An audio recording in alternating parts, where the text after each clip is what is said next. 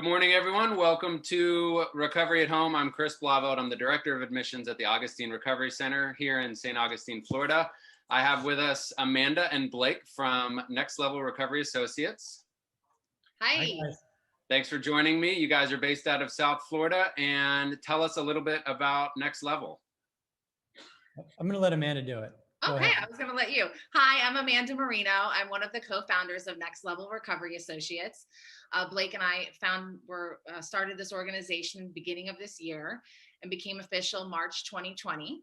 And Blake and I have worked together in numerous areas since 2013 and have remained close friends. We have a podcast together, and we just love filling the gap and helping families, with intervention services, coaching, case management, sober transports, sober companions, and corporate education.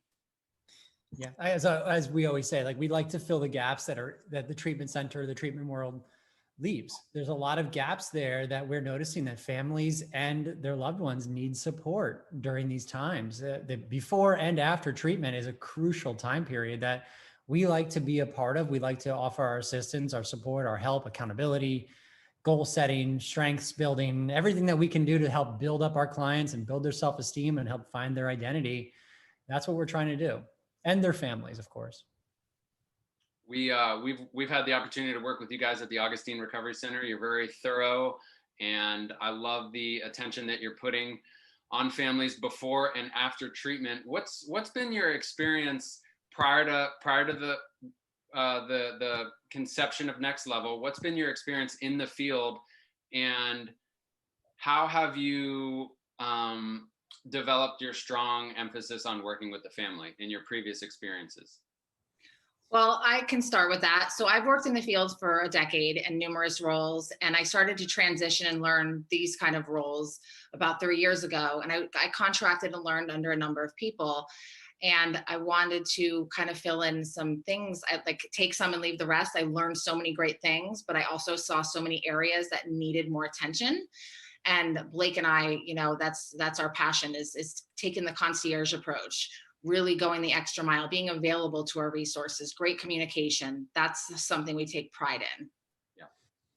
Yeah, for me, I started about 6.5 years ago in the field, or maybe closer to 7 years ago now in the field. And I actually started in your position, Chris, as the director of admissions of a small concierge type of treatment center. And I recognized then my love for the family while I was getting I'm a certified addictions professional.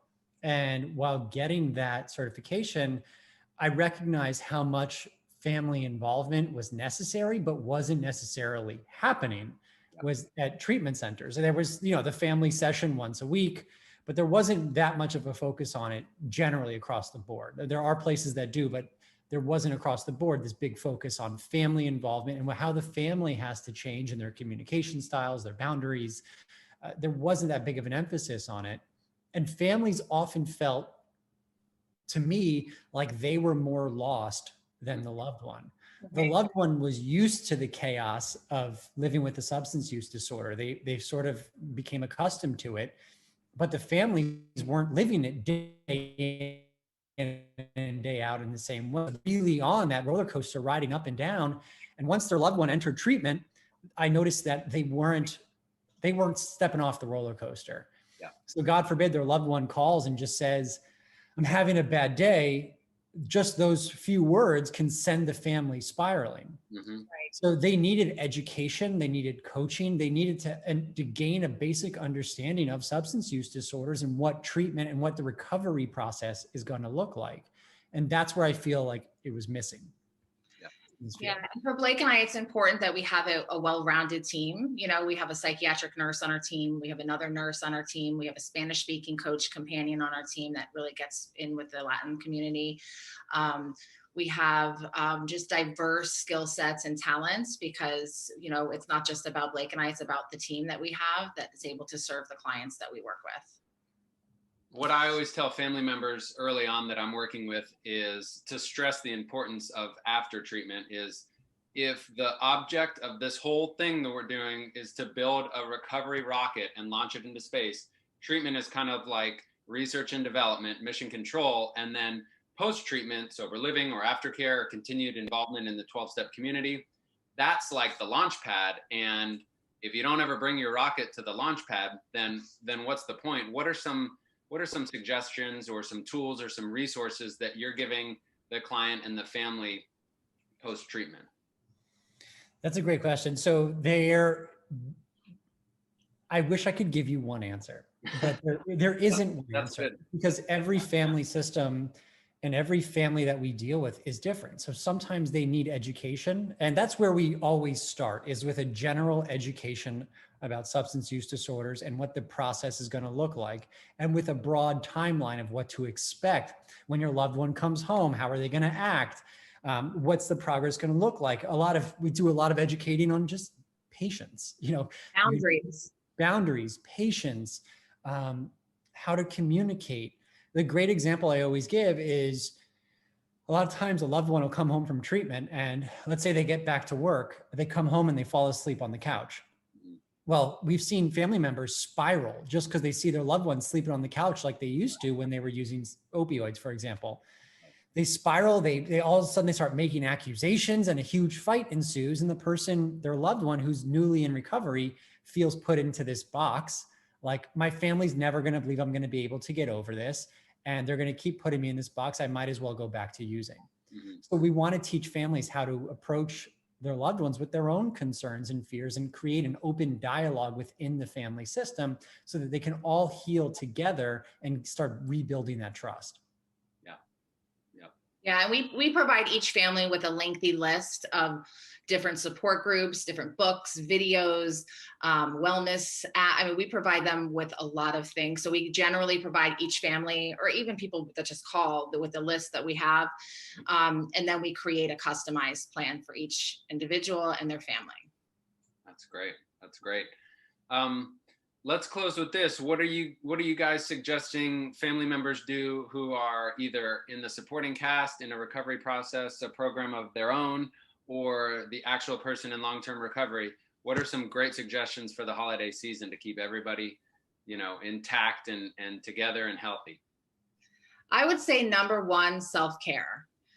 That's even for us professionals. So professionals, family members, and the identified loved one, all of them, to take care of yourself, take a few minutes to breathe each day, take a walk, just take care of yourself during this time.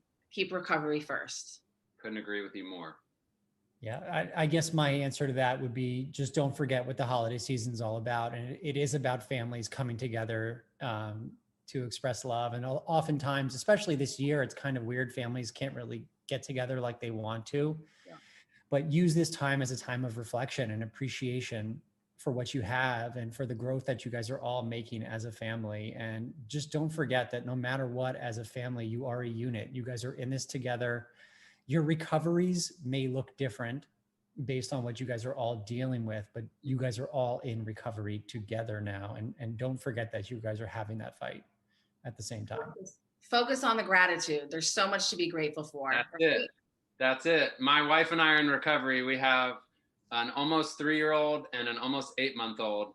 And we really, we're like, man, this week is going to be crazy. But then at the end of the conversation, we're like, okay, you've got lots of things to be grateful for, family, and everybody's healthy.